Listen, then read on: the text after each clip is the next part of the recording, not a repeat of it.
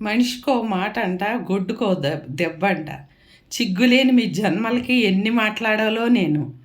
అసలు ఒకళ్ళిద్దరిని కానీ మీకు చేతగాక తల్లిదండ్రి దోసుకొని అత్తమామలు దోసుకొని కొట్టి తిట్టి పోలీస్ స్టేషన్కి ఎక్కి గొడవలాడి ఎన్నో చేశారు. అయినా ఒక్క పెళ్ళి సరిగ్గా చేయలే.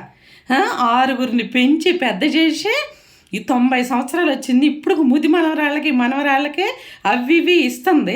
ఇంకా ఆవిడ దగ్గర లక్షలు ఉండయా తెచ్చుకుంటానికి.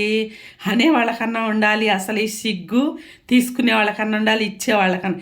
అసలు ఇచ్చిద్దా ఆవిడ? అంత ముసలిదాని దగ్గర లక్షలు ఉంటాయా? మీ బతుకులు జడ, మీరు ఎందుకు బతుకుతున్నారే? అసలే మీకు లేదేమో సిగ్గు, కానీ మాకుంది కొద్దో గొప్ప. ఇన్ని చేసుకుంటూ వస్తుంది. 4000 పింఛనీలో ఇన్ని జరుగుతాయా?